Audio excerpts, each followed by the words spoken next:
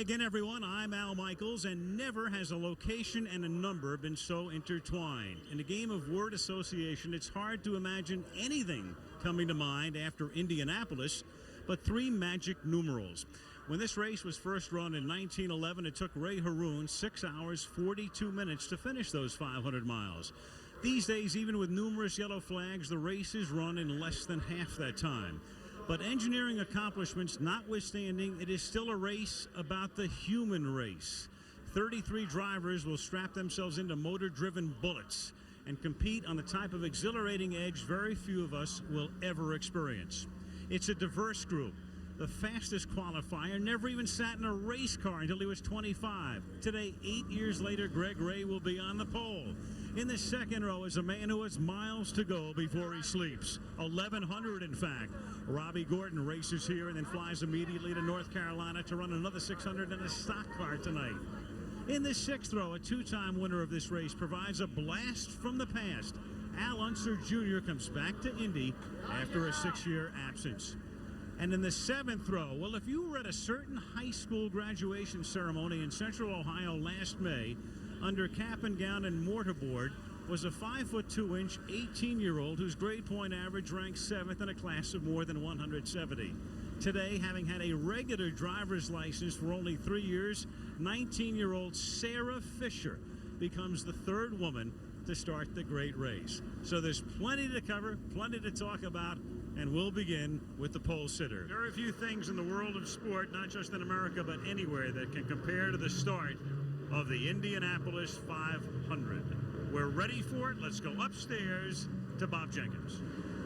Well, 2 days of time trials have called the field of the fastest 33. Here they are on row number 1, the Battle of the Champions, the Indy Racing League Northern Lights Series champion Greg Ray and the Kart Series champion Juan Montoya. In row number 2, Scott Sharp in the middle there. He had a clutch problem in the final practice on Thursday. In the third row, outside there, is Robbie Buell, who came from 32nd to finish 6th here a year ago. Back in row number 4 on the inside is Eddie Cheever, who won this race back in 1998. Row number 5, starting in 13th position, is Scott Goodyear, twice a runner-up in this event. In the 6th row, 2 former winners and a rookie. Back in row number 7, we have 2 rookies and a seasoned veteran, the veteran being Stefan Gregoire. In row number 8, the middle of that row, is Richie Hearn. He ran 3rd in the 1996 Indianapolis 500. In row number 9 on the outside, Steve Knapp, who ran 3rd as a rookie here 2 years ago. In row number 10 on the inside is Davey Hamilton, the only driver to start all 33 Indy Racing Northern Lights Series event. And in the last row, Billy Boat, Lynn St. James, and Andy Hillenberg. Lynn St. James makes her 7th Indianapolis 500 start here today. Well, the cars now beginning to make their way down the backstretch. They will go 3 times around, and just sitting in the grandstand before the start of the 500 is a thrill for most. I can't imagine what it's like for our Leslie Goodell, who's in one of the 2001 Oldsmobile Aurora pace cars. What's it like, Leslie? Bob, to say this is unbelievable would be an understatement.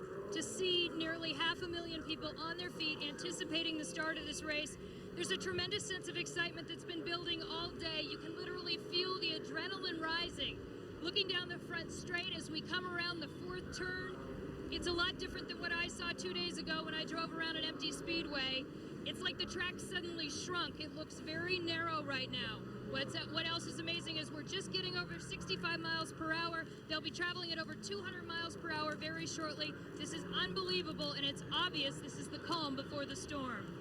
And let's hope the weather-type storms stay away for just 3 more hours. Some of the stories we'll watch today. Indy Racing Northern Lights Series champ Greg Ray against Juan Montoya. Al Unser's first Indy since '94. Sarah Fisher, 19 years old in her first 500. And A.J. Foyt's 3 drivers.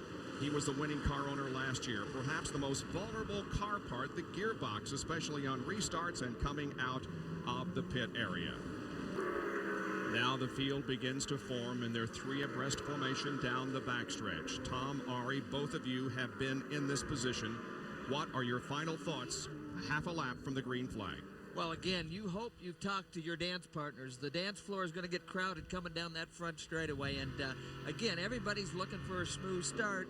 They've had to modify their strategy, and because of the rain. I think guys right now are thinking a little bit different than normal. I think they're anticipating maybe a shorter race, so they're all going to be just a little bit more aggressive on the start. So let's look for this one to be a little bit different. All right, as they move out of turn number 4 now, Eliseo Salazar moves to his outside position in the front row. The field moves on to the main straightaway. They come down, and Howard Katz, the president of ABC Sports, waves the green flag, and the 84th Indianapolis 500 is underway. Look at Robbie Gordon on the inside of his teammate. And he gives way to his teammate, Greg Ray, who moves into the lead as they go through corner number 2. But Robbie Gordon with a very, very aggressive move at the drop of the green flag. Looks like all the field moving through turn number 2 now, and they come down the backstretch for the first time. And the battle is for second position as Montoya gets second spot now. Well, there might be some inter-squad talking on those radios between those two teammates here. Yeah, Robbie Gordon got on the inside there, but got quite a little bit squirrely. That could have been more than just getting through the first turn safely. Robbie got a good jump. They're supposed to keep 100-foot intervals between the lines, and obviously Robbie was going to the front in a hurry. That's Jeff Ward taking the position from Mark Dismore as they go into turn number 1. This is the third straight Indianapolis 500 that Greg Ray has led. He came into this event having led 50 laps here at the Indianapolis Motor Speedway. That in car was of Dismore. That was inside Dismore's car that we had that quick shot of. And the field is very close here. As you can see, we can have all the cars in one shot here, but at the start of the race, it looked like it was stretched out quite a bit. There was more than 100 feet between those rows. There really was. Obviously, coming through turn 4, they scrambled to try to get lined up, but Robbie Gordon scrambled the hardest. Not a very safe start, nevertheless, and that lap 213.2 miles an hour for the leader. Second place, Montoya was a little bit quicker at 213.4. That's Eliseo Salazar running in 4th position behind Robbie Gordon. Jeff Ward is 5th, and Sharp is in 6th spot. Well, Montoya did a nice job at the start. A lot of people concerned about the rookie in the front row, but this kid's got some talent and used his head on that start. Oh, for sure. He's been using his experience, obviously, that he acquired last year in kart, and being a champion there doesn't really qualify him as a rookie anymore, but this is his first race here, so we'll label him that way now, but certainly not as a driver in the cockpit. And the interval is just about a second between first and second position. There is Gordon, Eliseo Salazar 4th, then comes Jeff Ward, 215.4, the best lap. And that was turned in by Juan Montoya. So he's the fastest car on the racetrack at the moment, but still is running in second position. We're on board with Jeff Ward, who runs in 5th spot, about 5.6 seconds behind Greg Ray up ahead. Yeah, the drivers are just trying to settle in now. They're trying to get a pace. They're trying to get a feel of what the car's giving them, what the balance is, and they'll be either moving sway bar adjusters or changing the weight from the left front to the right front, just trying to balance the car and feel the track conditions because of the rain. And Thursday was the last day they were on the racetrack, so things have changed, Ari. Well, that's a long time ago. I've seen the whole field actually be that close together as they come down the front straight going into turn 1 and 2. The whole field is really close together still, and we're going to look at an exciting and close race here. 10th and 11th right here. Robbie Buell, followed closely by last year's Rookie of the Year here at the Indianapolis Motor Speedway, Robbie McGee. Robbie McGee is holding his position. He started 12th. Right now in 11th place. He's just filling his car out. And these guys, after about 10 laps, will give their crews an idea of what their car is doing. The crews will take notes, and then the driver will come back another 10 laps later, and they'll keep track of what he's saying. There you see some drivers who have gained some spots here in the first 5 laps of the race. Eddie Cheever has gained 3. Ayrton Dare has gained 4 positions. There, once again, the interval between first and second, and Jack Arute has an update on the leader, Greg Ray. When Robbie Gordon made that move on his teammate, Greg Ray remained silent on the radio. Then the lap after that, Thomas Knapp came on very calmly and said, Greg, find a gear and find a rhythm. Rhythm right now, guys, is the most important thing. And they like the way Greg Ray is setting the rhythm right now. Well, again, Knapp was telling him to find a gear. Some of the cars are running actually 3 top gears, 3 high gears, depending on the traffic situation. Now, a lot of the teams are only running 2 high gears because of a reliability problem. So this will be something that we're going to have to follow as the race develops. As they start the race on a full fuel load, they will start in 4th gear and then start hitting the rev limiter, immediately go to 5th gear, and then the 6th gear is kind of a cruise gear to save gas. But Montoya's clawing in. Just about complete 7 laps here in the 84th Indianapolis 500. It's Greg Ray, Juan Montoya, and Robbie Gordon back after this message and a word from our ABC stations. At the Indianapolis Motor Speedway, Eddie Cheever just took 4th position from Greg Ray. I'm Bob Jenkins. Up here in the booth with me, 2-time Indy 500 winner Arie Luyendyk and 1983 winner Tom Sneva. 36 laps completed here at the Indy 500. We've had 4 different leaders so far. Buddy Lazier is one of the fastest, if not the fastest car on the racetrack. He now moves up to the 7th position, having just passed Jimmy Vasser. That's one of the guys we had to look for in the beginning, and he's getting blocked a little bit by traffic ahead of him, and we might see Jimmy Vasser repass him again here because he's been held up. Well, there you see the results of the pit stops. Montoya stayed in the lead. Greg Ray lost 3 positions. And Scott Sharp lost a bunch of positions. And well, you saw Jimmy Vasser. He had a run on Lazier and everybody, but he thought better of it getting into 1 and had to back out.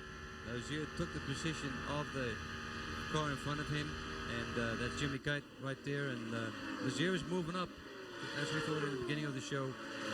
Eddie Cheever would. Now Cheever in 4th, and Lazier in 7th. That was Jimmy Kite that he just passed by. Kite is a lap down, running in the 23rd position. There are 16 cars in the lead lap. Notice on your scoring rundown up in the upper left, the color of the car corresponds with the color in the little box. You can see that Donnie Beechler in 16th position is the last car on the lead lap at the moment. And the thing about this race, Tom, is that it's so clean. We've seen some great racing. We haven't seen any contact. Clean starts, clean, just everything. And it's going to be a fast race if it keeps on going like this. Well, so far so good, but there's plenty of action. There's been plenty of close calls out there. Oh, yeah. There's Eddie Cheever in the excited home. Coming off corner number 4. Eddie's actually one of the quickest cars in the corner right now. And here he is closing in on the car in front of him. Salazar for position. This is for the 3rd spot. Salazar holds him off for the moment. That last lap, Salazar ran a 2:08.6 and Cheever ran a 2:08.2. So very, very close in terms of speed. Let's see what happens here as they come down the backstretch. Well, Eddie's got a good run. He's got it going, and he's going to get him. And now he has to deal with traffic in front of him. Jason Leffler going into turn 3, right ahead of Eddie Cheever. And so Cheever goes to 3rd, Salazar back to 4th. 4 leaders so far. Greg Ray 26 laps. Montoya has led 11. Robbie McGee led 2, and Jimmy Vasser has led 1 lap of the race. Gordon has, however, closed in on Montoya by about 4 seconds since that last pit stop. Now Greg Ray is closing in on Salazar here, so it looks like the tables are being turned here. Salazar going backwards a little bit. This is the battle for the 4th position. Salazar currently in 4th, being pursued by Greg Ray, the defending champion of the Indy Racing Northern Light Series, who has once again in the year 2000 gotten off to a rather slow start, but he did last year and turned it on at midseason to take the championship. The average speed after 100 miles is 206.039, and Arie Luyendyk holds the record for the fastest 500-mile race ever run at 185.981 back in 1990. You heard him talk about use the traffic, gain some momentum. That was Greg Ray on the radio. It has fallen back a little bit, but listening to his voice, he feels confident and knows that it's early in the race. No rush. Behind him, however, here is Jeff Ward closing in a little bit, and I think Jeff Ward's going to make it past Greg Ray. He's gotten a good run off the 2nd corner down the long backstretch. He moves to the inside of Greg Ray, but Ray cannot get down far enough to block him, and indeed, Ward takes the 5th spot from Ray. Well, you see Ward, though, he got in hot underneath the guy and lost the front end a little bit, but he was able to get it back down. On board with Buddy Lazier, who is in 7th, right behind Greg. Ray sounds comfortable, but he's getting passed here by Lazier. Just got passed by Jeff Ward, and now it looks like Lazier's knocking on the door. Well, sometimes when they feel real comfortable, they're not going fast enough. Yeah, you don't want to be too relaxed. You still got to get the adrenaline going. Juan Montoya with about a 5.5-second lead over Robbie Gordon. 42 laps completed in the Indy 500. Back after this message and a word from our ABC stations. Budweiser and the Bud One Airship are proud to provide these spectacular aerial shots to you today, live above the Indianapolis Motor Speedway in cloudy skies, but the rain is gone, thank goodness. Here at the Indianapolis Motor Speedway, Juan Montoya has a 7-second advantage on Robbie Gordon. Third is Eddie Cheever. Now, you won't see this anyplace else, fans. This is the exclusive ABC Innovative Track Map on the straightaway here, number 9, that is Montoya. You see the interval between himself and number 32, Eddie Gordon, to his second, and then Eddie Cheever back in turn number 3 is in third position. Well, on the racetrack, the good battle is for 8th position. Jimmy Vasser and Al Unser Jr. And Al Unser Jr. has moved up nicely here into the top 10. That's Vasser in the red car, second in line, and Unser's the third car, the white flag car. Right behind those two guys is Sarah Fisher, and right behind her is Robbie McGee, who's running in 10th place. But well, these guys, this line should have a run on Vasser coming down the front straightaway. 33 to Montoya. Looks like Sarah's trying to pass Al Jr. here.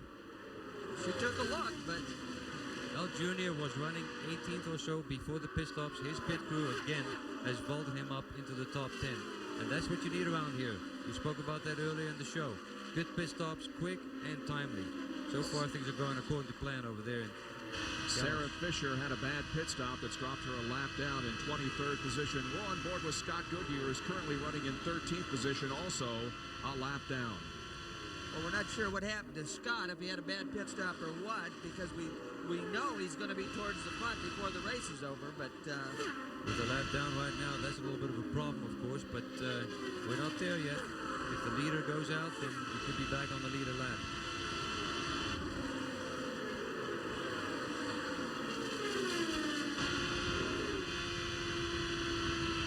And it looks like Scott Goodyear is not happy with the car. He's not getting back on the throttle really quick. He has to turn in very gently. I suspect his car is a little bit loose. well, he's not having to turn the wheel very far there, so either they overcorrected it on the pit stop or he's been fighting that loose condition all day. The Pennzoil Panther team won the Coors Pit Stop competition last Thursday, picking up $42,000, and they donated $5,000 immediately to the American Red Cross. So they get the work done in the pit area, but obviously Scott is having a bit of a problem with the handling of the race car. Another driver with some problems with the race car right now is Eddie Cheever. It's handling very poorly in traffic, extremely loose. He slipped the spot from third to fourth. Earlier was running very well. Said he felt like the car was losing a little bit of power, but the telemetry says the motor looks good. He had earlier ran his fastest lap, but says it's terrible in traffic. Dr. Jerry Punch. And there's a little bit of concern in the Robbie Gordon pits about fuel mileage. Yes, I said fuel mileage. Remember a year ago, they pitted on lap 26 and believe they may have given up as much as 3 laps to the other lead cars. So they have told Robbie to ride in 6th gear and stretch it for a couple of extra laps. They will not pit until lap 54. They were scheduled to come back on 52. Salazar passing Lynn St. James at the end of the backstretch. Salazar again in third, having passed Eddie Cheever just a few moments ago. Back in 5th is Jeff Ward, 6th is Buddy Lazier, then Ray, Vasser, Unser, and McGee, the top 10. Stan Waddles, you see in the yellow car coming down pit road for another pit stop. And on the racetrack, there is Stan Waddles coming to a stop. He was among the first to pit on the first sequence of pit stops and does so again. And Eddie Cheever right now, a guy who says that he's really loose and really struggling out there, standing up in the seat. He's a guy hoping for a yellow because he doesn't want to drive the remainder of the stint to wait for his scheduled pit stop. And some drivers out there with bad handling cars are just hoping and praying for a yellow flag right now. Well, what's interesting is that a lot of these guys didn't make a very big adjustment on that first stop. We just saw a half a turn or so. Usually that means the car's they're pretty happy with the car. But if they turn the wing, And with all the rain out there, now the cars are different. The track is getting some more rubber on it, so conditions are changing. And teams, as you said, Tom, have to adapt to these conditions. But the driver, in the meantime, has to keep the thing off the fence. And Jeff Ward is closing in big time on Eddie right now. And as you know, Ari, it's if you're going to have the balance off, you'd rather have a little understeer than have the back end be loose on you. Oh, yep. See what Jeff Ward can do, if anything, with Cheever up ahead. They approach the end of the long backstretch and begin the turn down into turn number 3. Ward gains a few feet, but is not in position to try to take the position right now. Maybe he will as they come off the 4th corner and down the main straightaway. In fact, Jeff Ward was pushing a little bit coming off 4 and had to get out of the throttle a little bit and lost his speed coming onto the straight and couldn't make the pass on Eddie. Well, it's so tough. You've got to time that. You got to time your momentum just right. If you get too close to him on the exit of the corner, you'll lose the nose just as you get to the wall. You got to roll out of the throttle and lose that momentum. And you got to roll out of the throttle real gently, otherwise the back end will snap around you because you have your steering turned to the left so much. And now Buddy Lazier Look at this run. advantage. Look at the run he's got. And he passes Andy Hillenberg and also passes Jeff Ward, and so move Buddy Lazier up to the 5th position, taking 5th from Jeff Ward. And Jeff Ward was held up by Andy Hillenberg on that occasion there, and that's what gave Buddy Lazier the chance to run up in his draft and pass him. Well, And Robbie Gordon is in the pits. Robbie Gordon in the pits. They will make not a single adjustment on the car. Robbie says the car is, I quote, perfect. They are very concerned about having pitted early, though. They have him running in 6th gear to save fuel. They get it completely full of fuel. And Gordon now gets it in gear and is away. Freeze on fuel. Use your clutch. Freeze on fuel and use your clutch. Robbie Gordon. Don't know what he means by use your clutch. He might have a clutch problem. Gordon almost won the race last year, running out of fuel late. He finished in 4th position and has had a couple of other 5th place finishes here at Indy in 94 and in 95. So he makes his 2nd pit stop at the conclusion of lap number 55.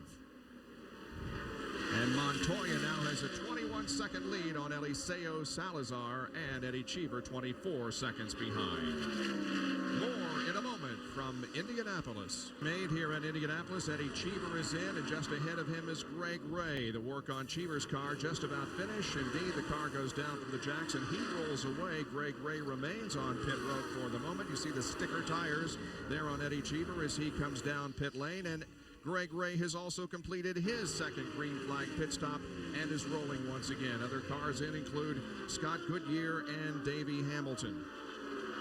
Bob, as far as Eddie Cheever was concerned, the car's still extremely loose in traffic. They took a front wing out, says he wants to just get it comfortable. He's out there just turning laps in 6th gear. Feels like the car is good enough, but it's not as comfortable as he would like it. Well, hopefully this adjustment has made an improvement to the car for him because at the rate this race is going, as we were talking about earlier.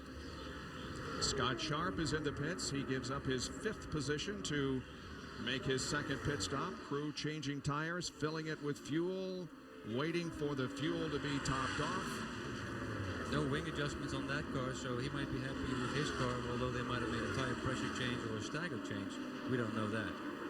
And he's rolling. There is Juan Montoya, the leader of the race, and now he comes into the pit area for his pit stop. He has to slow down to 80 miles an hour. And remember,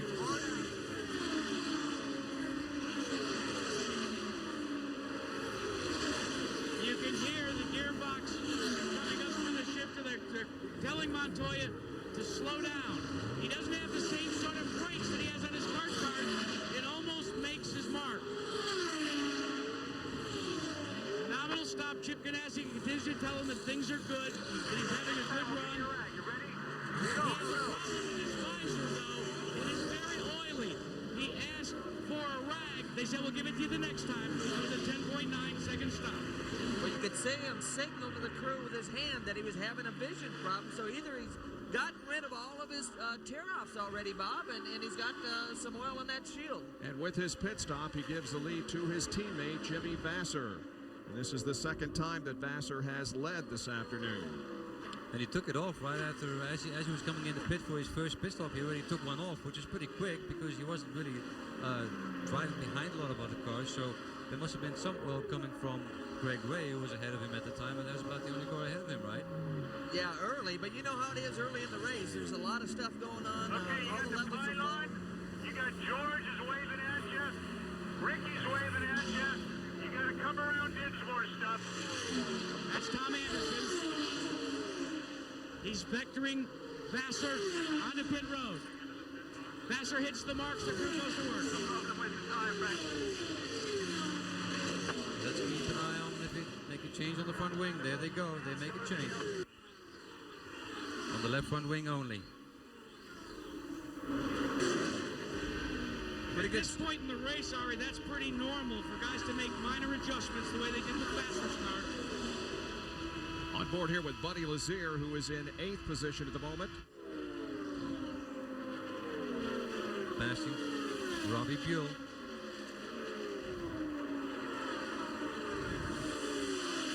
Well, Buddy's actually been the fastest car through turn 4 all day, Bob. We've got, you know, some of these computers in the booth here, and Buddy Lazier in turn 4 is the fastest car.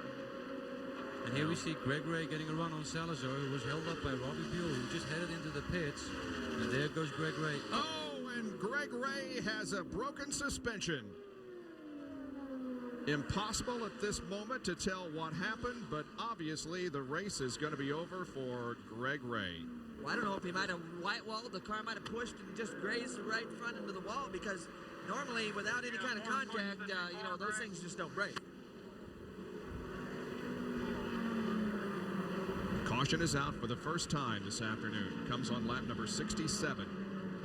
Yeah, he did hit the wall for sure, because there's also a, I mean, we know he hit something, but his right rear tire. Look at Al.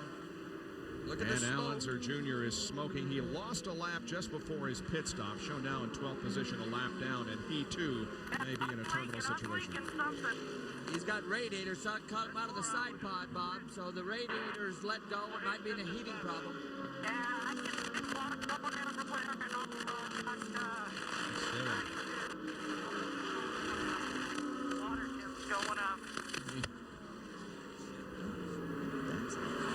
Well, two contenders apparently eliminated here. Greg Ray has made it to his pit box. And let's see if we can tell what happened out there as Allenzer Jr. tries to find pit road. Here it is. Well, again, he just got out of the groove. He just pushed. He got it up in the gray stuff and knocked the right front off of it, Ari. Boy. Last year was the left front when he had a collision on pit road. This year it is the right front that has done in Greg Ray. And the defending Indy Racing Northern Light Series is apparently out, Jack. Yeah, indeed he is. It's going to take an awful lot to get him back repaired. I think what they might do, though, because points are so precious in the Indy Racing Series this year, they may take him to the garage area and try to affect the changes. In fact, that's indeed what they're going to do. A new rule instituted several years ago allows you, NASCAR style, to go down there in a gasoline alley and make the change. Let's check in with Vince Welch for news on Allenzer Jr. Well, Allenzer Jr. may be a bit a victim of that Greg Ray incident as well, because Rick Gallus says that they believe they ran over some debris and possibly ruptured the oil tank. But either way, it's not a good sign for the Allenzer Jr. team. There is heavy damage on the right side of the lower part of the side pod, and now they're going to take that part of the side pod off. You see them working on the right side. On the underneath panel, there is quite a bit of damage, so it looks like it's going to be a frustrating finish for Allenzer Jr. Dr. Jerry Punch. And a big break for Robbie McGee. McGee coming in just a moment ago. They were planning to make a pit stop just prior to the caution coming out. He was in turn 4. They decided to hold him out. They made a half a turn in the front wing adjustment. Robbie McGee catching a break there with a caution flag on lap 66. Bob? With 9 cars on the lead lap, McGee is second, followed by Gordon, Buddy Lazier, and Eliseo Salazar. 67 laps completed under caution at the Indianapolis 500. Bob, they continue to work on Greg Ray's Conseco car. Greg, what a disappointment. Yeah, it's unfortunate. We had a pretty good car we could run by ourselves, but in traffic, our gears were too long, so we took some downforce out of the car on that second pit stop. And with the wind, I think a gust just caught me out in turn 2, and that's it. The disappointment evident in his voice, Bob. So they do some work on his car, and they're also doing work on Allenzer Jr.'s car. Leslie? Bob, obviously working very quickly. They're changing the radiator, and they anticipate getting out on the track very quickly. Little Al got out of the car. He keeps peeking out to see when they're ready. He's ready to jump back in and get back out on the track. Second caution of the day just coming out. The safety truck arriving at the scene of Lynn St. James accident. And here's Sarah Fisher, who's also stopped on the warm-up lane. Both gals at once, Bob. Looks like she has a problem on the right front, Tom. I don't know. Looks like that tire's a little bit flat. Well, you can see the marking on the side pod, so we don't know if she got involved with Lynn or I not. think she might have run over some debris, and 2 women are out of the field and 1 to go. Well, again, you can see some marks on the side pod in this area, as well as the right front. Tell the guys to get you back. Here's what happened to There Lynn it St. is. James. Oh, they were 3 wide going into the corner. Well, it looks like Lynn just sort of got booted out for whatever reason. Sarah went on the inside of Lynn, but another car was on the inside of Sarah, and it just got too crowded. There was not enough room. Here we go. Again, they were 3 wide. Well, Lynn's already in the wall. Sarah's in the gray, and she's going to take the right side of the car. Right rear first, then right front. So both the gals got into the gray in the same corner, Bob. And Coincidence. apparently all over for Lynn St. James, definitely, and maybe also Sarah Fisher. Here's another look 3 as they head wide. down into Hey, one. Yeah. Sarah. 3 wide going in the front. Oh, there was contact right there. Lynn and Sarah get together. Lynn in the orange car goes straight to the wall. Sarah gets a little farther through the corner, but she's obviously lost some of the handling when they touched and got up in the gray on the exit. And it all happened because of the car on the inside, and we haven't determined ourselves yet who that is. Went on the inside of Sarah. It got crowded there. So they'll try to get the Walker Cummins special back to the pit area and take a look at the damage and see if they can't get her back into the race. Sarah Fisher, that is. Well, what's amazing, Bob, is the first time we've ever had 2 gals, and they were able to find them each other in the race. Lynn St. James is out of the car and appears to be okay, but a second caution is waving over the Indianapolis Motor Speedway with 75 laps completed. Indianapolis Buddy Lazier is on pit road. Buddy Lazier has just made a pit stop and goes back out onto the racetrack as we are nearing the end of this caution period. So he ran as many laps as he could under the caution and then came in to get topped off. We're on board with Mark Dismore here, who is in 10th place, but he is a lap down to the field. Well, what we're seeing, Bob, is some of the leaders have made a pit stop already. Montoya's leading, but he hasn't made a pit stop, so it'll be interesting to see if he takes advantage of this yellow. They have 1 more lap before green, and I think that move by Buddy Lazier is going to be very significant later. Down to Jackaroo. Well, let's ask Chip Ganassi, why didn't you call Montoya in this time by, Chip? Jack, we just pitted about 6 laps before the yellow, so we really didn't burn down much fuel. So Even I can do the math on that one, guys. Well, the Ganassi drivers are running first and second at the moment. Montoya, Vassar, then Robbie McGee, Dare. There's Ayrton Dare right there in that purple and yellow car. He's done an outstanding job running in the 4th position. He started back in 20th. Salazar is 5th, followed by Ward, Gordon, Cheever, Lazier. Those are the 9 cars on the lead lap, and Dismore, as we said, is in 10th, 1 lap down. And they will come down to get the signal of 1 more lap to go. Well, Bob, we showed the graphic where Salazar's actually had the fastest lap.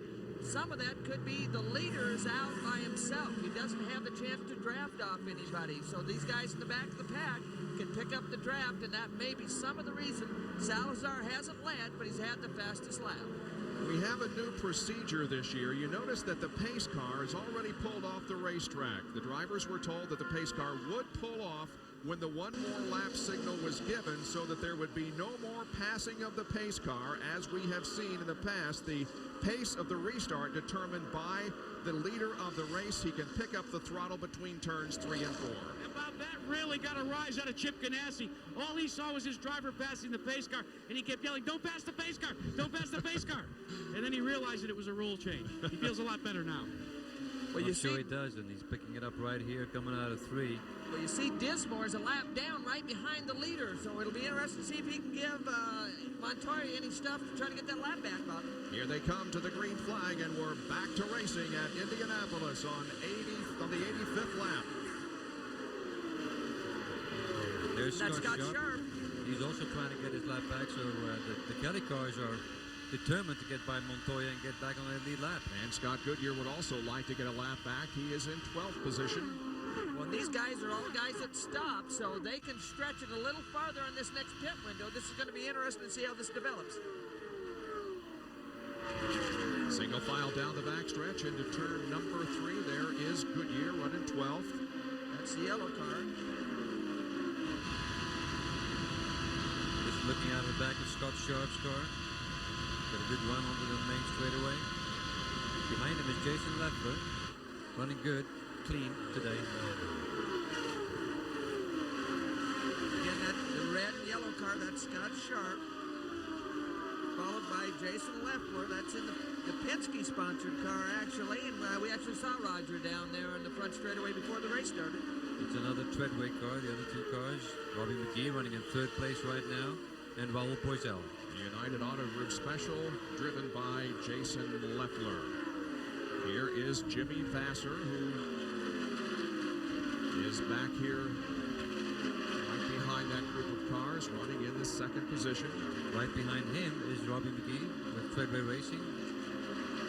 Let's go back to our race field position. Go back to your race field position. And the reason why Robbie McGee is up running so high, they have had great fuel mileage, also from Comtech engines, and that's why he's running there. But now the handling is, they've got the handling dialed in the first couple of pit stops, and Robbie McGee is actually closing in right here on Jimmy Vasser. Look for a pass.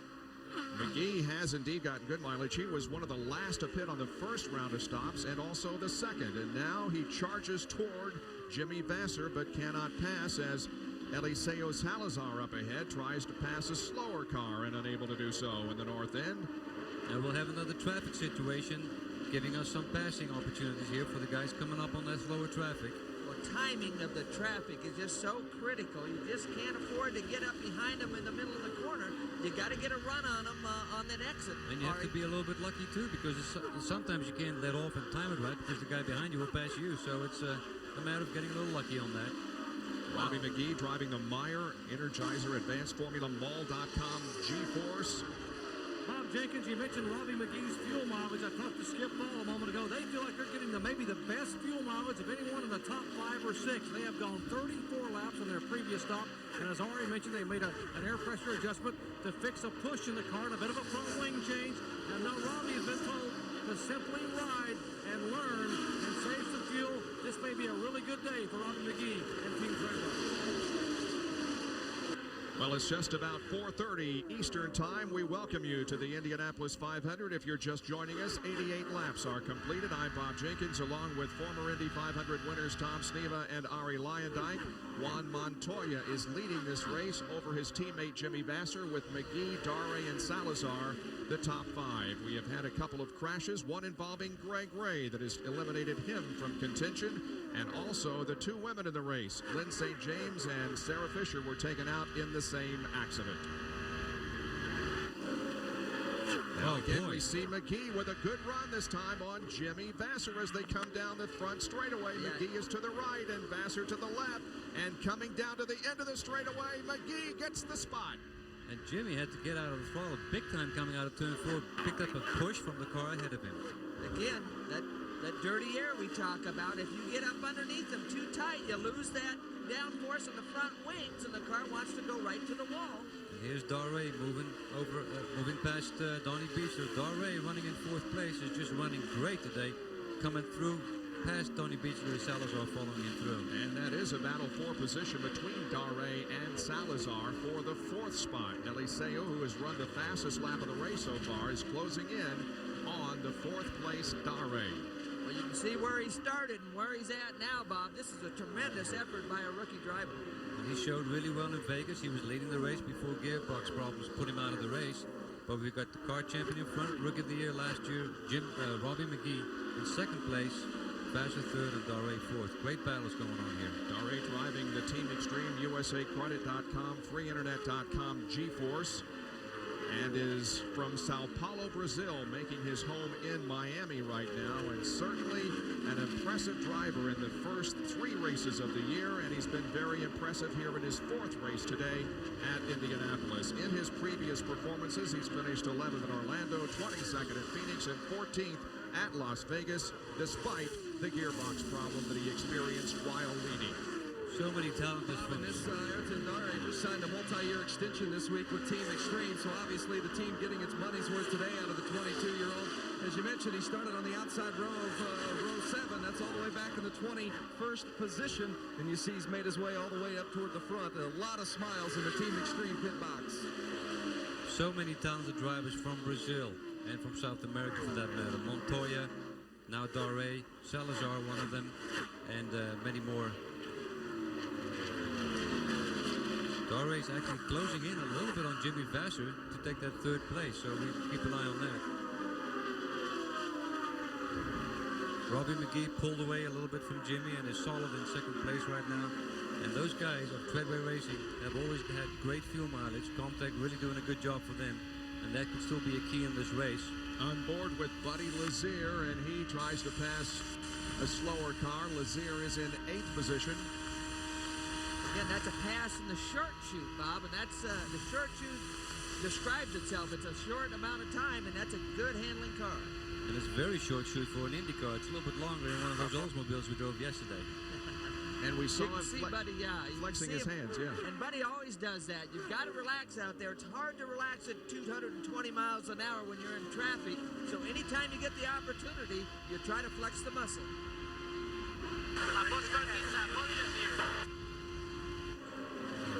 That's Buzz Calkins that he is passing going into turn number 1, and Calkins driving the Team Can car is reported in 23rd position. Team Can standing for Cure Autism Now.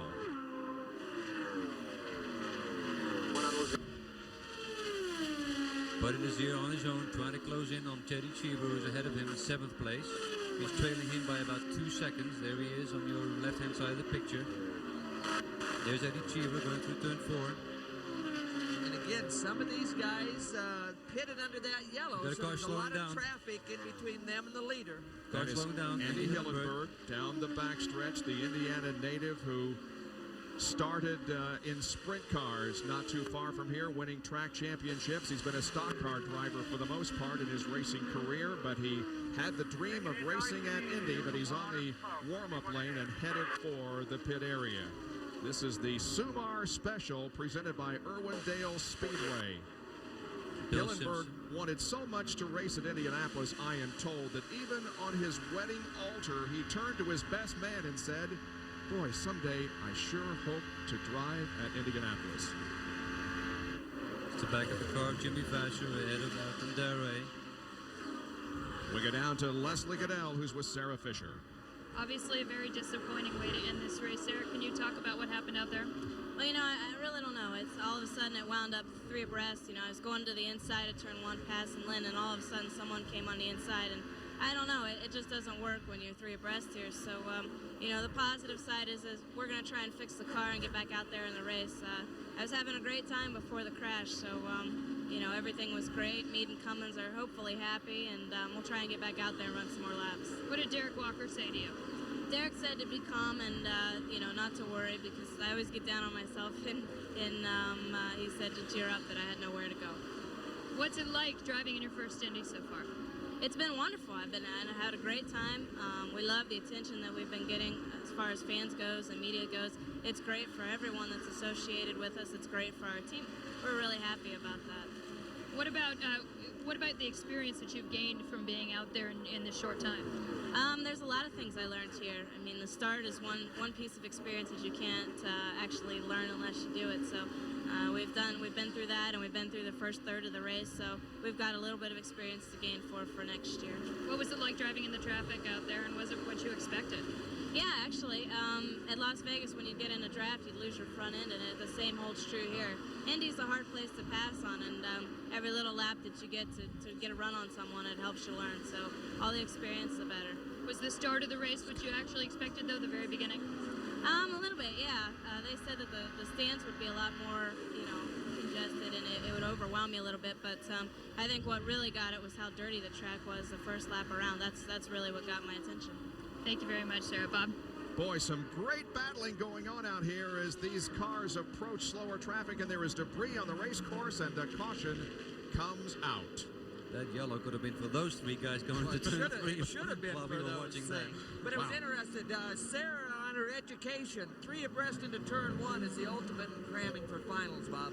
Boy, and she'll know that it just doesn't work. We saw her and Lynn eliminated in the same crash. More of the Indy 500 after this message and a word from our ABC stations. Back at Indianapolis, and you can see the rush off pit lane as pit stops have been made under this caution period for debris on the racetrack. Here's a replay of the stops as they occurred of the top 3 drivers with Montoya on top. Here comes Robbie McGee on the middle and Ayrton Dare on the bottom of your screen. Again, good work from the Chip Ganassi Target team. They get their driver out in 11.2 seconds. It took McGee 10.3 and Dare had a 12.1 second pit stop. When it looked like Dare got off first, but Bob, his pit is a lot farther north in the pit area, so he stopped first, and that's why it looked like he got out first. 100 laps have been completed. We are at the halfway point, and when they come down to complete this lap, we will have an official race. Meanwhile, Vince is with Andy Hillenberg. Well, it was a dream come true for Andy Hillenberg to run in this event, but it comes to a premature end. Yeah, it does. Had a little problem there at the left rear wheel bearing or hub. I'm not sure yet. We're going to take it back to the garage and maybe fix it, but I kind of doubt it because we don't have any parts. My guys, I'd like to thank all of them for doing a super job this month. You know, I was a little slow getting going because I really didn't know what to expect, and we went a lap down there, and it was pretty slow getting in and out of the pits. But on the racetrack, it was really cool. Starting to get the hang of this kind of racing, and maybe someday I'll get invited back to do it again. It's been a great story. We hope to see you soon. Andy Hillenberg. Thanks. Jackaroo. Well, let's tell you a little bit about what happened with Juan Montoya on that pit stop. They're very concerned in and out because he doesn't have the same sort of brakes as we get ready to go back to green. But when he started to pull back out, he was halted by Chip Ganassi because all of a sudden Eliseo Salazar was coming across his bow. Quick thinking by Ganassi avoided disaster on pit road. The Team Purex car, driven by Robbie Buell, has gone behind the wall. As you can see, we are now at a complete race, 101 complete, and as they come down, they will take the green flag to complete lap number 102. Again, with the pace car pulling off down between 1 and 2, it gives the leader an opportunity to accelerate quite early in the back to green lap, Bob. A couple of lap cars are ahead of Juan Montoya as he takes the green flag and continues to be in the lead. He led 71 of the first 100 laps. Juan Montoya did. And here is the pit stop summary. McGee losing a couple of positions. Dare staying in third. Look at Lasser Dare picking up coming, 2. Bob. And Dare is indeed on a run down the backstretch. Dare challenging Jimmy Vasser here. Dare's car is handling very well in traffic, which you can see he stays very, very close to Jimmy Vasser through the turn, and that is a good sign for him because he has a great car. He's coming off of turn 4 pretty good here. He might pick up a draft and get by. So he's trying to get in that this draft. car is running as well as it is because they took out 6 pounds of tire pressure already today and have made 3 full turns of front wing on both sides. So that gives you an indication this car was not good at the beginning of the race, but they've done a nice job of working with it to get it comfortable. And Ayrton Dare not driving this one like a rookie today. Has a good run down the backstretch. Well, 6 pounds of tire pressure might not sound a lot to some people, but that affects the spring rate of the car tremendously, and that should really soften up the front of the car to help bite the front tire. Oh, by IndyCar standards, that is huge. I mean, 1 or 2 pounds makes a big difference on these cars, but Dare is just great in traffic. Alonso Jr., as you saw in the upper right box, has climbed out of his car and has given up the pursuit. We're on board with Jeff Ward, who is running in 4th position, about 5 seconds behind Montoya. And still, Ayrton Dare pursues Jimmy Vasser for the second position, but Dare has not found the opportunity to pass.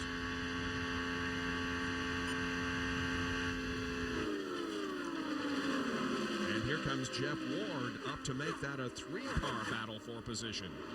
Well, again, Dare's quick in the corners, but that might be because the aero package. You might have a little more downforce in the car, gets him through the corner, but it hurts the straightaway speed, Bob, and that's maybe why he can't use the draft and get by. I think that's exactly what's happening, Tom.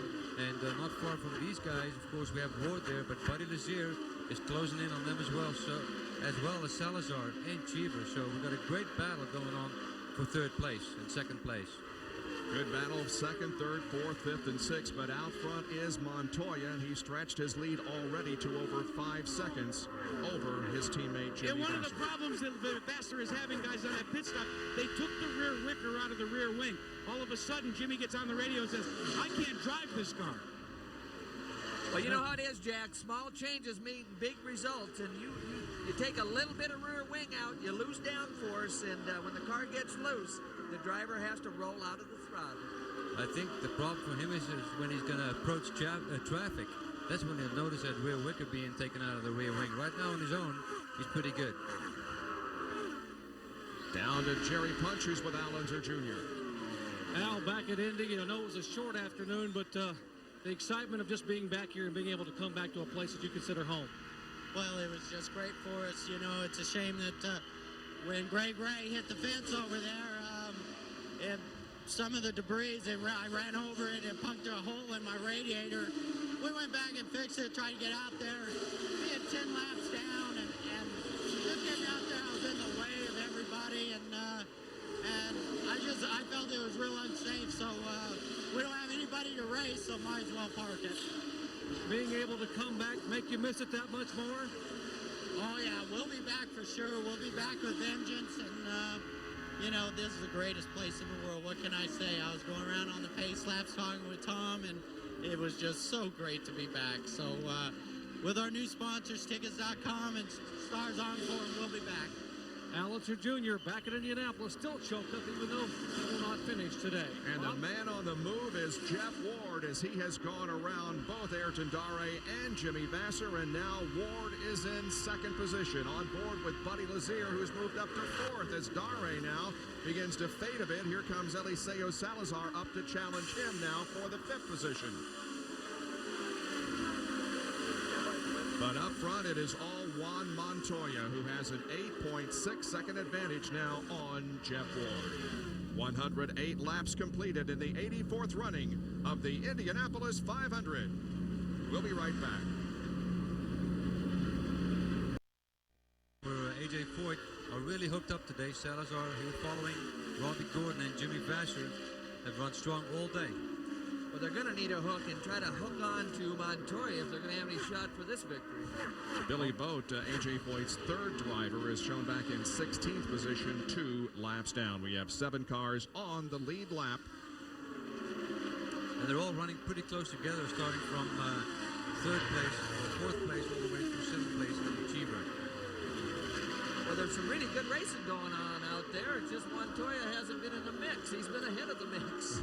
Every time we've had a restart, he's been able to separate himself from the rest of the pack and leave the battling to those behind him. What has been happening is Montoya has been putting a lot of lap cars in between him and his pursuers. And these pursuers have to get around these back markers in order to go after him. And then every time he breaks away. And Greg Ray is back on the racetrack. Remember, he hit the wall a little bit earlier in turn number 2 and damaged the right front suspension, but they have repaired it, and he comes back in competition. And here's the wheel-to-wheel battle down the main straightaway as Eliseo Salazar passes Robbie Gordon and takes 5th position. And we saw Robbie Gordon moving his hand in the cockpit. Well, and we don't know what that was all about. Well, that's called intimidation, but Salazar was taking it all and maybe giving back a little. And now he's passing Jimmy Vasser, just blowing right by him on the backstretch. Yes, indeed. Salazar moves up to 4th place. Well, Leslie Goodell has an update on Sarah Fisher. Bob, unfortunately, Sarah Fisher is done for the day. Too much damage to the suspension in both the front and the rear, so she is out of the race. But I was asking what it was like and what she actually learned in her first Indy 500. She said after hearing so much about it, what it's like to race in the Indy 500, she's glad she actually got to find out for herself. Vassar repasses Salazar, and the battle continues. Well, Salazar really got held up there by it looked like Johnny Unser, but really got held up and gave Vassar a chance to get that run. Right now it looks like Robbie Gordon is getting held by Johnny Unser as well. Juan Montoya leads at the Indianapolis 500 with 142 laps completed. Buddy Lazier 3.5 seconds behind. The fifth caution of the race is out. The pits are closed. That red flag with the yellow cross indicates the pits are closed. It's Greg Ray once again. He's hit the wall again out in turn number 2 again. And here's a replay of what happened with Greg. Well, again, the car just pushed. He wasn't even close to the groove. It didn't want to turn at all. Well, look at it. Even before he got to the corner, the thing was up into the gray, Bob. And again, this is one of the problems when you go in and try to fix a car that smacked the wall already once today. It's tough. You're in a hurry. A lot of times you don't catch everything, and that can be the result. It looked to me that coming out of turn 1, the car never wanted to turn anymore for turn 2. I don't think they really fixed the car for him. I don't think it even turned. Yeah, they didn't catch all the problems they had. He was lucky to not go even head on. Now the pits are open, and here they come. Montoya, Lazier, Ward, Salazar, and Vassar are your top 5. And here they come toward their respective pit boxes. Okay, just past Jimmy's guys. Just past Jimmy's guys. Buddy Slow Lazier. down, slow down, slow down. Slow down, slow down. That is Chip Ganassi talking to Juan Montoya as he comes to pit road. They asked him if he wanted any changes. He said no. Tires are on. You ready? Set, go, go, go, go, go. Okay, you're 8.3 seconds, guys. I'll tell you what, Team Ganassi has been outstanding on every pit stop today. That could mean the difference, as you and Tom, Ari Lyondike, alluded to at the top of the show. The pit stops and the strategy, you got to get in quick and get out. You know what's really amazing, Jack, is the fact that yesterday at Nazareth, the crew wasn't that good in the pits. He lost positions in the pits yesterday's race in Nazareth, and today they've just been outstanding. And Montoya leads under caution here at Indy. We're at the Indianapolis Motor Speedway, and let's show you a race recap now. Juan Montoya has led for 119 laps.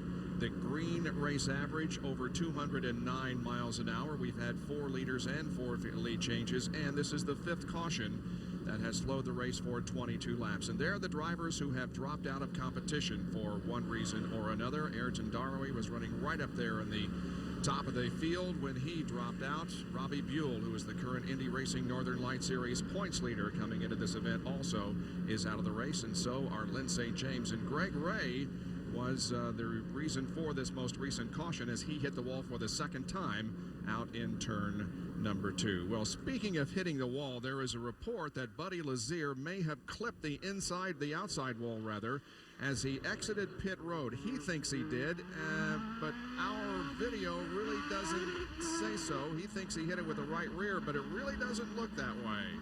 Well, you could hear the motor rev up a little bit, Bob, as he got back in the throttle, and he might have knocked the rear end loose a little bit, accelerating out of the pits. Just a little tight here. Dismore. No, not even close. Did not hit it. Jerry? Well, down in the Buddy Lazier pit with Dennis Lakoff, Chief Mechanic. Dennis, we just showed a replay. It showed that he did not touch the wall. I guess he thought he hit the wall exiting the pits, but that was very, very close. So he was concerned about maybe the right rear of the car. Yeah, he had radioed in and said that he thought he hit the wall. It gets very congested down there, and he was trying to get around somebody, and he radioed in and said he hit the wall. I'm glad for you to tell me that he didn't, because that's good news for us. So Buddy Lazier dodges a bullet. Jackaroot? Yeah, Jerry, it's about time to see just exactly what's going to happen on strategy for more pit stops. Chip Ganassi, one more stop for your crew? Yeah, it'll be one more stop, Jack. They need about 20 gallons. And how close will you go? Will you pit early or pit late? Jack, I can't tell you that. Vince?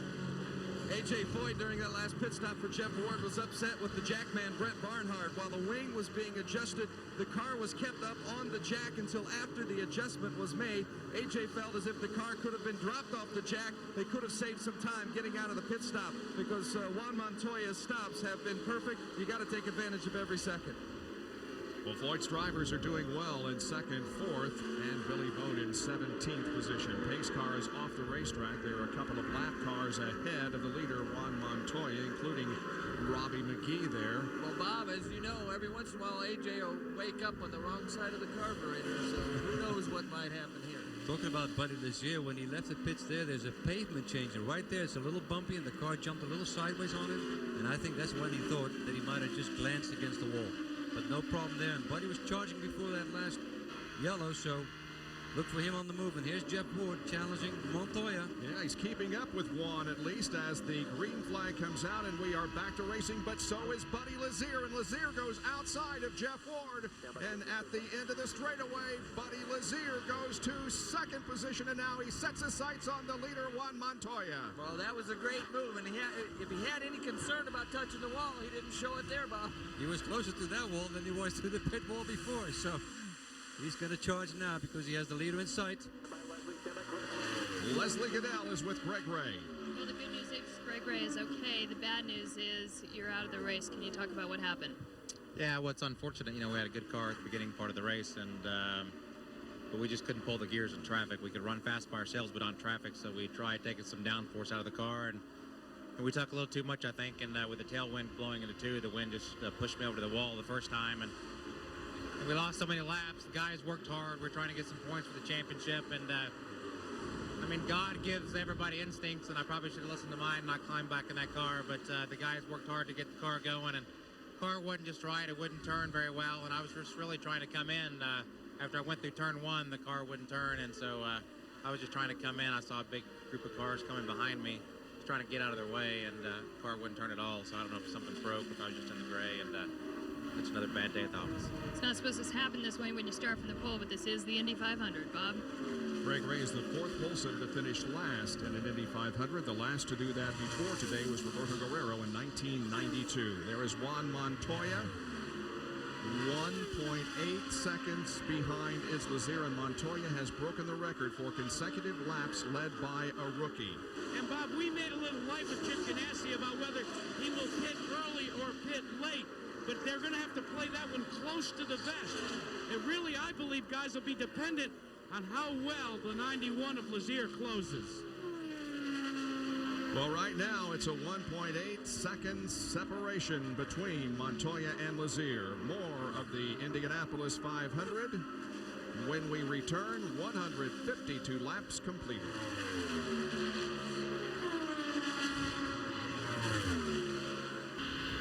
On board here at the Indianapolis 500, the Delphi Automotive Systems MCI WorldCom Dallara, driven by Scott Sharp, who finds himself a lap down in 8th position. We're just about ready to go back to green from our 6th caution of the afternoon. Well, we got an interesting situation, Bob. I don't think many of these guys can go to the finish without stopping one more time. Vassar stopped here. He's one of the leaders.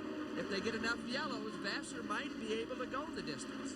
When we come down and get the green flag on lap 162, last year, Robbie Gordon pitted on lap 158. Pitted on 164 and ran out of fuel with a lap to go, as we all remember. All right, here is Buddy Lazier now staying right in the tracks of Juan Montoya. This is the best challenge that Montoya has had all day from Buddy Lazier. Now, let's go down to our 3 pit reporters and get updates on the first 3, Montoya, Lazier, and Ward. Here's Jack. Well, Bob, we told you a couple of laps ago that they're going to have to pit one more time for the leader. Whether they pit early and run the fuel down or pit late and just do a splash and go, that remains to be seen. Why? Because this man, Chip Ganassi, knows that the rest of the competition are monitoring his radios. And Buddy Lazier goes to the inside, Bob. Couldn't take to pass, though, as Montoya holds the lead, but Lazier is right in his tracks. We'll keep an eye on it as we go to Jerry Punch. A moment ago, guys, Buddy Lazier said, should I save my tires or should I go get him? The crew said, go get him. We don't know what the weather's going to do, Bobby. tell you what, Buddy Lazier moved up a gear. He shifted up a gear as they came down the front straight. Now he's in 6th gear in the draft with Montoya. To me, it looks like Buddy Lazier has the legs on Montoya on the straightaway, and I think this is the time here we're going to see it. Well, let's watch closely. Again, I'm not sure it's the legs, it's the draft. These motors this year, Bob, are a little bit smaller. Because of that, they are really affecting the draft a lot more. They got less horsepower, so any help they can get with the draft really shows up to the driver. And that's why he has to go up to 6th gear in order not to get on the rev limiter, because he picks up a few hundred revs in the draft. We'll do an at the line this time to find out just exactly how fast they're going. They come off corner number 4 and complete lap number 164.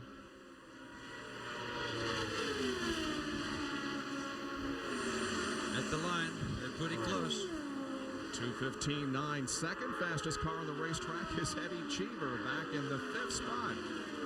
And third quick is Jeff Ward. Buddy Lazier in the Delta Faucet Coors Light Tybo Dallara, just a few car lengths behind Juan Montoya, who has for the most part dominated this 84th running of the Indy 500. Well, the top 5 cars, Bob, are all running in the 215 mile per hour range. So all 5 of the top 5 are very close. And that was a decision that was made during carburation day. Everybody thought that the lap speeds for race time would be about 2:13. But then at carburation day, Juan Montoya, Jimmy Vasser, and a bunch of guys escalated. Everybody changed gears, figuring it would take this to run up front.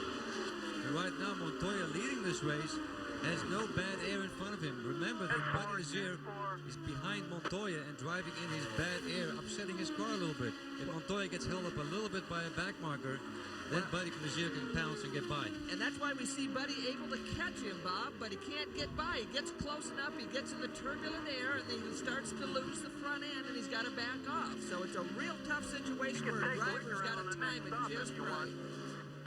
I think I would go maybe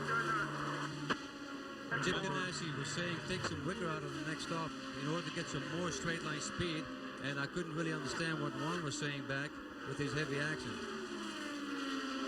Speaking of heavy action, he's got a lot of heavy action than I have, Tom. Especially on that radio.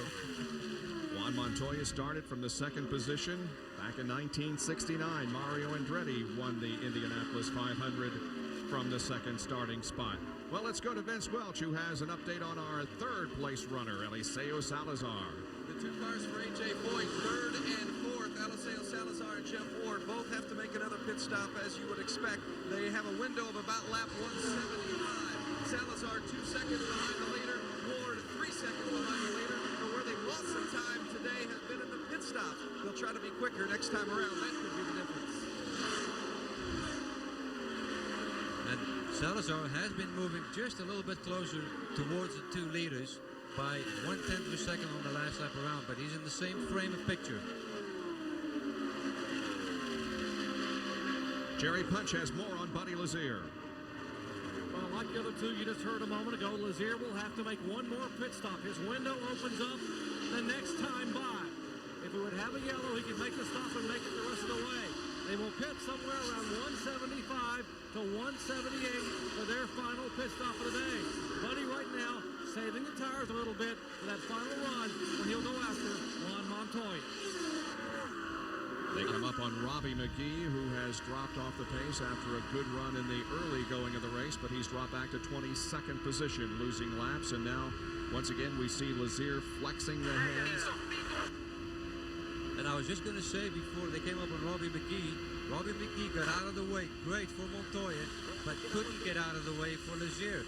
And you can't just disappear in thin air because you're going slower. So it was a little bit of a problem for Buddy, cost him some time on the racetrack.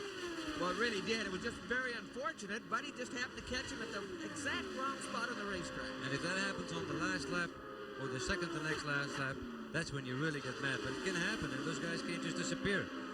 And now Salazar begins to close in on 2nd place Buddy Lazier. A good battle up front at the 84th Indianapolis 500. More after this from our ABC stations. The The Indianapolis 500 has less than 30 laps to go. Juan Montoya has a 2.5-second lead now over Buddy Lazier. And the most recent observation from the spotters in turn number 2, it's beginning to sprinkle a little bit. Let's hope that the rain stays away and we can run these last 29 laps and see who wins the Indianapolis 500. Salazar takes second from Buddy Lazier. Wow, good move by Salazar. He just caught Buddy down the back straightaway with a little draft help. And Jack Arute has an update on Juan Montoya, who now strings it out once again, Jack. Yeah, and I want to show you, I think I have discovered what the tactics and the strategy will be. If you look over here on the fuel gauge, there's how much fuel he has. Here's the level that they want to go to on the next stop. Now the question is, we have a little stick over here. You know what we do with sticks? Generally, it means it's a timed stop. It could be a gas and go, even though they only use methanol. And that second place again was a traffic situation coming off on the slower car there. Buddy Lazier just got boxed in a little bit, and we have a yellow. The yellow is on. Stan Waddles is smoking, and Stan has had a pretty decent afternoon. He's 16th, a couple of laps down, but it appears to be maybe all over for Stan Waddles, the driver from Florida who's driving the Himmelgarn Metro Racing Dallara. Well, he has had a good day, Bob. He's actually quicker in turn 4 than anybody throughout the day. Information. I'm sorry. Go ahead, Ari. Stan Wallace was running in 6th place, 2 laps off the pace. And it's not going to be a long yellow if he didn't spill too much fluid on the racetrack. He's going to bring it into the pit soon. And he has one of the fastest laps of the race, at least information supplied to us earlier by IRL Timing and Scoring had Stan at the top of the chart as far as fastest lap of the day. Well, fuel mileage is not going to be an issue now for the rest of this race. They're all pit now, and they'll have plenty of fuel to go the distance, Bob. And it'll be very critical, as you gentlemen indicated at the very start of the Indianapolis 500. Pit work is so important. Getting your driver out first, because often it is a move or good work in pit lane that gets you in front and keeps you there. This caution has also allowed Ganassi to adjust the amount of fuel he'll have to take on board. They were going to change the wicker bill, but after the problems that Vassar, his teammate, encountered, Chip Ganassi radioed to Juan Montoya, no, instead, we will make an adjustment with the front wing. So as he pulls onto pit road and into his pit box, you can watch the story unfold as we watch and listen. Correct, half a turn. I hope he doesn't make it too loose, but we need to drive. 10-4, we'll give you less than a half. Just a scotch. Well, you hear it. They're talking about how much front wing to put in. Juan was worried about not making it too loose. Drivers don't like loose race cars, even when you're a brave rookie, Bob. Here they come. Down for what should be their final pit stop. Buddy Lazier arrives first. Same thing with Buddy Lazier up here. He's complained of a push with his car. They should make a slight adjustment. Dennis LaCava comes across, but adds a little bit of front wing, 4 tires, full of fuel. Lazier's in the way.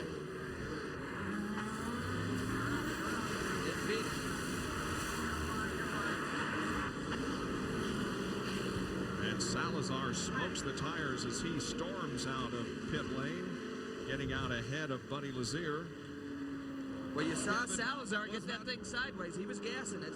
Bob, that was not the pit stop that they wanted, though. They were much slower than Juan Montoya, who had come in right behind them. They needed a faster stop, they believed, to win this race, and they didn't get it. It might be, I saw that Jeff Ward might have beaten Buddy Lazier out of the pit just by a few feet, but Buddy had more speed coming down the pit lane. Jeff Ward being pitted right at the front of the pit lane. As soon as he accelerates, I think he crossed the line before Buddy did, and the IRL can correct that. Well, save it on this yellow till it goes green, then go back to where you were running. So I need to know, Robbie, is when it goes green, Montoya just starts to check. Well, we actually have Bosell between the 2 leaders. Now, Raul started in the back, but he's actually been running pretty fast. He's just had a bad traffic situation by his starting position. Indianapolis Motor Speedway is the Bud 1 airship. To all racing fans, this Bud's for you. Well, Jimmy Vasser has decided not to make a pit stop. And Bob, that was by design. Remember, Vasser is out of sequence right now. He pitted earlier, and this is what Chip Ganassi likes to do now and again. Take one team and work it one way, take another team and work it the other. Nice, smooth, easy build-up. You know how to do it. With 40 laps to go, it was Vasser who came in the pit the last time. And all these laps on the yellow, they get about 8 to 10 miles per gallon. So they're stretching the fuel big time now, and we could see the same situation with Vasser develop as happened last year with Gordon, that maybe he can just make it to the end. This is exciting stuff. Well, it's going to be real close. I think he's maybe going to need another yellow situation to get there, but it's Indianapolis. Who knows what might happen? And These guys have been racing hard. And Tom, Jimmy Vasser was very upset. He did not want to come in, and when they called him in early, so he's not happy with Anderson's decision. Well, Jimmy Vasser stands on the throttle and picks up the pace as the green flag is about to come back out here at Indianapolis. Jimmy Vasser is the leader. Montoya is second, and look at the scramble back there again. 4 wide as Buddy Lazier shakes his fist at Eliseo Salazar, unable to take that spot. There's Jeff Ward on the right. Both Voigt cars are racing each other, and Buddy sort of got caught out by it. Well, Salazar has done this in the past. One time I remember the David Jones putting him on the inside wall on the front straightaway. He almost did it to Buddy here, and that's why Buddy was upset, waving his fist. Well, they're both racing. I mean, they're all racing for a victory at Indy, and a lot of things can happen. Yeah, you don't give it up easy. You don't just say, well, after you, buddy, because right now nobody is anybody's buddy out there. There's give and take early in the race, Ari, like you know, but late in the race there ain't nearly as much give and take. With 23 laps to go, you're not going to make any friends here at the end. On board with 5th place, Buddy Lazier. He has his bead on Jeff Ward. A good drought run down the front stretch is, yes, Lazier takes that spot from Jeff Ward and moves to 4th spot. He's talking about how the car is handling, but right now the cars are on cold tires. They have fuel in it, and give it a few more laps to know what the car exactly is doing. Both target cars in the front. Vasser is first. There is Juan Montoya as he closes in on Jimmy Vasser, who again did not pit under this most recent caution. Well, Vasser has a lot less fuel in the car, so he should actually be a little bit quicker. Montoya, he can do it all with full fuel or no fuel. He's fast. Montoya faster on that lap than Vasser. In fact, he was faster than a couple of other cars. Let's see what he does here. Montoya's right on that rear wing of Vasser as they go into turn 2 and down the backstretch. And now here is Montoya making the move at the end of the backstretch, and Montoya takes the lead from Jimmy Vasser. You heard him on the radio. He said the car was loose. Now that problem can get worse as the laps go down. We'll have to wait and see what happens.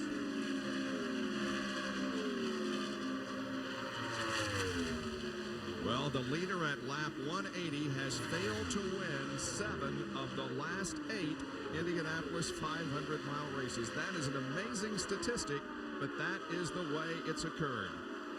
There is Eliseo Salazar, who finds himself in 3rd position now. Right behind him is Buddy Lazier. And again, every time we see it on the restarts is where Montoya just really goes for it. He really gets out there on cold tires and drives really hard. And you saw a 4-mile-an-hour difference in lap time between him and the competition. And it's costing these guys dearly now. Buddy Lazier, you can hear he lifted off the throttle there. Yeah. He has a push coming off of 4. He can't really attack as he did earlier in the race. Well, you can see with his left hand, he's moving the weight jacker. He's trying to correct that push problem, Ari, by turning weight to the left front of the car.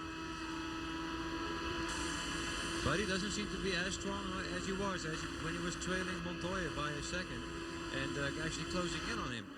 On this particular stint, you know, with a different set of tires, he doesn't have the same car he had earlier, and that can happen here quite a bit.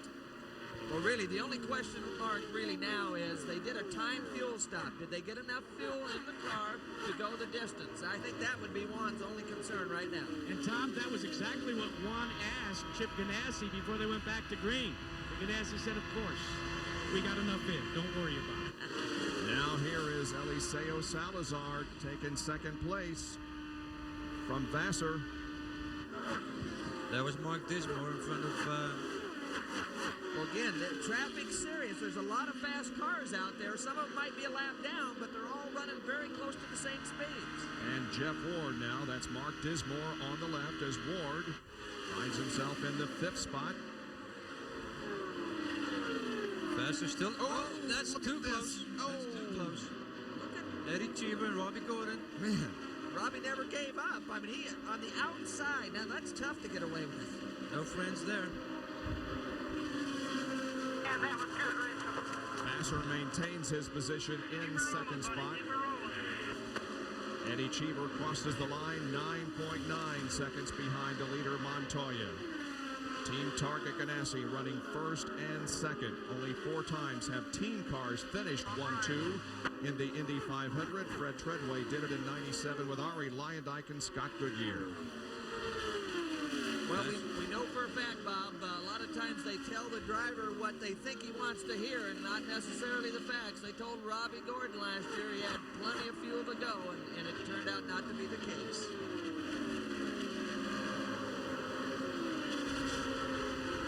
Montoya still stretching his lead a little bit over Vassar. 3.58 seconds ahead of his teammate. Salazar 6 seconds behind Montoya. These two guys are racing each other, but in front of them is Mark Dismore, who's a lap down. And he's not really in their way, but he's maybe just slowing them down a tad and kind of getting in the way of that battle. The battle for 6th position. Robbie Gordon holds 6th, and Eddie Cheever pursuing in the 7th position. Both of these drivers about 10.5 seconds behind the leader of the race, Montoya, who continues to stretch out the advantage. It's now 4.3 seconds over his teammate Jimmy Vassar and 6.5 seconds over 3rd place Eliseo Salazar. Look how much faster he is. 2:17.3 the last lap.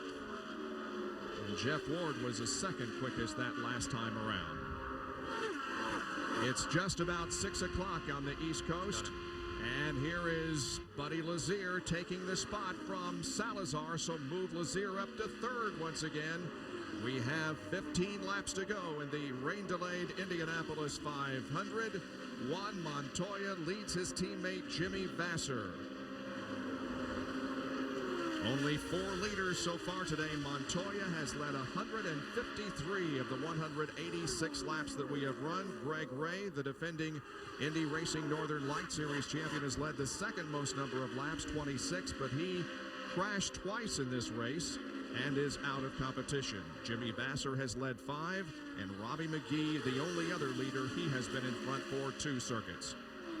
Well, Lazier and Salazar, they got a good chance to catch Vassar, but I don't know if they got anything for Montoya. That's right, and here we see Jason Leffer in front of Buddy this year, and he's not holding him up. We can see Salazar is not really getting closer. He's trying the inside. Sorry. Ari Lyondike, a moment ago, you commented that Buddy Lazier had a severe push. He has worked the weight jackers a little bit in the car, and the push has gotten better. He has been told as the fuel burns off, it should get less and less. He just reported a moment ago, the push is getting better. He's gaining speed. That's why he went by Salazar a moment ago. And here is Jeff Ward now to the inside of a slower car, and Eliseo Salazar also comes up. And we see that Salazar was running 3rd. Now he's running 5th. He just got passed by Buddy Lazier first, and right afterwards, he got passed by his teammate, Jeff Ward. Jeff Ward has a great finishing record here. The last 3 years, Jeff has finished 2nd and 3rd, and right now he's running in 4th position. And it's not over yet. We have 12 laps to go.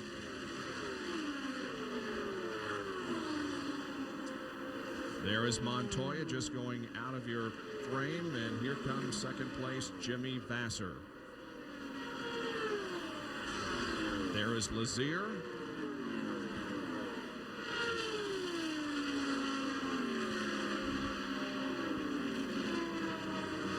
And not too far behind him is Jeff Ward. Look for it. You're +6 over Jimmy, you're +10 over Lazier. That's Chip Ganassi telling Montoya what the situation is.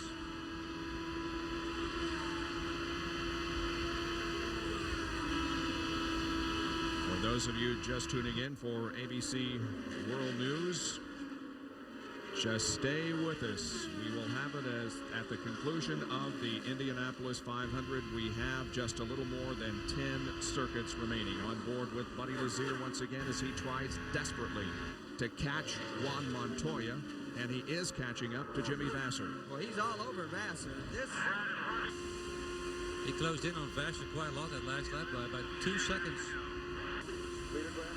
Now 190 laps completed, 10 to go in the 84th running of the Indianapolis 500.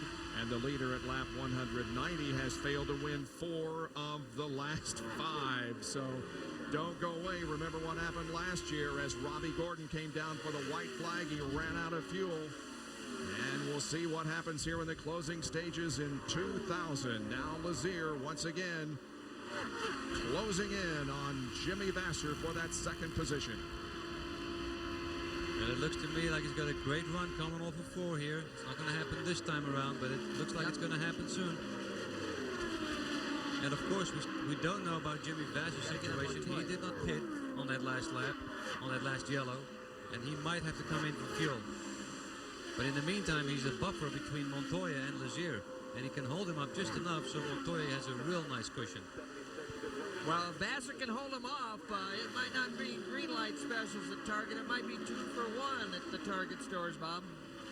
Jimmy Vasser has competed here 4 times previously. First back in 1992, he finished in 21st position as there is Montoya completing lap number 192. Second year here in Indy, Vasser finished 13th. In 1994, he was 4th. In 95, he was 22nd. And he returns now to the Indianapolis 500 and finds himself in the second spot. But again, Lazier is all over him. And traffic. Traffic is right ahead of these 2 guys, but Buddy didn't need the traffic this time. He's doing it on his own. Well, he's getting by right now, and he will be the first one to encounter the traffic up ahead going into turn 3. And Lazier takes second position from Jimmy Vasser. But there's a long way up front, and laps are drawing short. The interval between Juan Montoya, we will get an interval as soon as Buddy Lazier crosses the line. It is 10.3 seconds, and now Jeff Ward closes in on Jimmy Vasser for the 3rd position. But there's still a lot of emotions going on with Montoya. He's leading the biggest race that he's run in.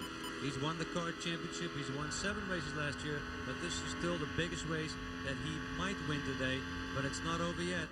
8 laps to go, 7 laps to go right now. Ward unable to make a move on Vasser that time. Oh, he got caught in traffic. Ward gets caught in traffic. Vasser's doing everything he can to try to hold on to 3rd spot now.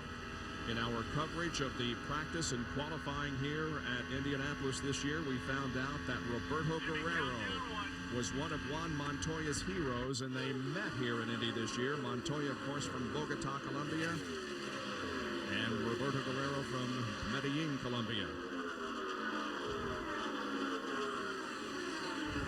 There he is. And he'll come down to complete lap number 195. He finished 4th at Nazareth yesterday in the Kart FedEx Championship event. 5 to go. 5 laps to go. Lazier. 5 to go. Chip Ganassi tells Juan Montoya, and Montoya goes, okay, he's just really calm and relaxed there. He sounds like he's really in control. Juan Montoya visited the Indianapolis Motor Speedway for the first time last winter, and his first involvement with the track itself was on one of the tour buses, and he said that his first reaction was when he came onto the straightaway, wow, it's a long way to the end.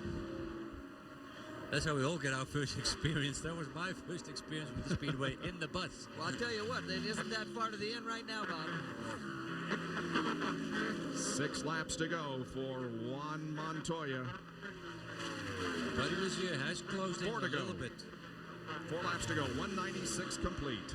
Buddy Lazier took it down from 10 seconds to 8 seconds. With 4 laps to go, right now 7.8 seconds. Well, Buddy's actually 2 and Vasser's coming in.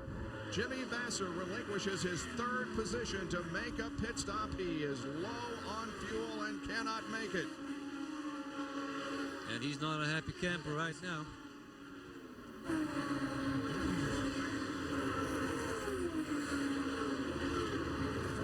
And he'll get a splash and go, but it is a disappointing finish for Jimmy. Well, they pretty much used Jimmy as the guinea pig because he's going to have a lot worse finish than he would have if he would have stopped in sequence.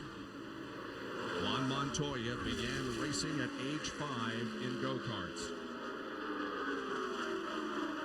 He has had an amazing career, including the car championship last year in his rookie year.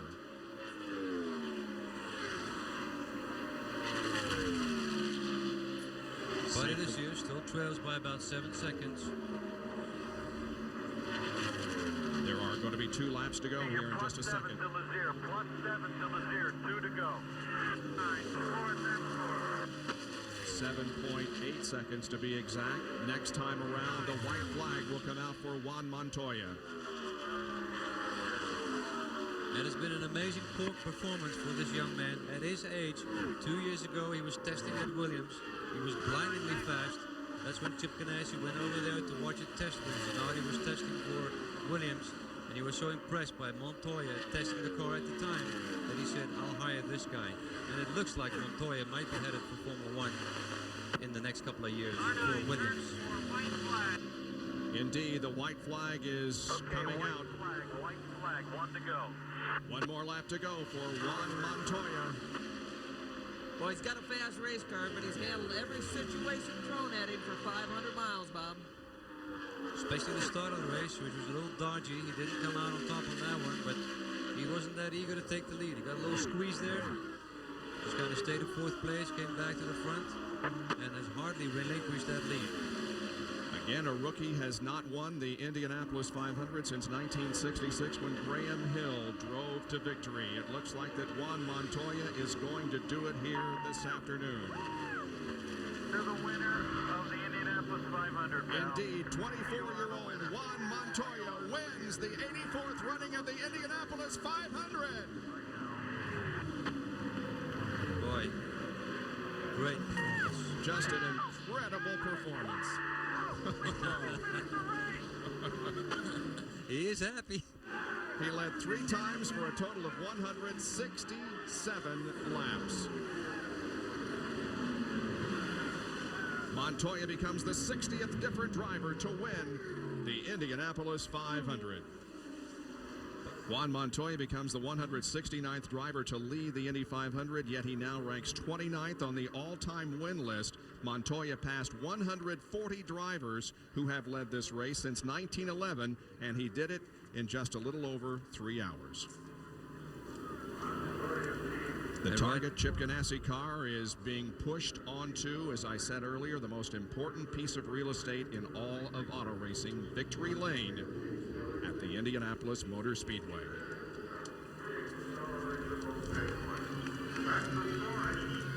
Quite a story here, Montoya.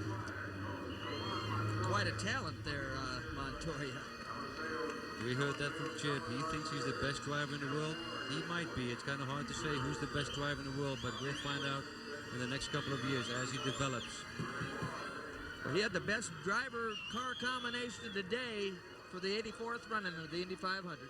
Down to Jackaroot in Victory Lane. And there is a huge smile on the Colombian Juan Montoya as his crew congratulates him. This victory, a lot of it belongs to their crew as well because they had such phenomenal pit stops. Juan, congratulations. As they said, as Chip said, you're the most famous race car driver in the world right now. How does it feel? I'm so happy, you know. All the guys at Target, Budweiser, all sponsors did a great job. I'm just so happy. And there is the traditional swig of milk. Did you have any problems whatsoever today, Juan? Because it looked flawless from our vantage point. Oh, it was good, you know. The only time I was a bit scared is when Lazier got close to me. And at that time I thought, you know, it's going to be difficult. But I so I could pull away from him, and I tried so hard. And it's just beautiful for everyone at Target. Just thank you very much. The last couple of laps before the last pit stop, you were talking back and forth with Chip about maybe changing a wicker. Chip overruled it and said, no, let's go with a wing instead. good move. Yeah, it was pretty good, you know. Jimmy tried and he didn't want to go loose. He was in a car at 4. He was the go-kart champion of Columbia at age 14, and he is the Indy 500 champion at the age of 24. Juan Montoya has won the 2000 Indianapolis 500.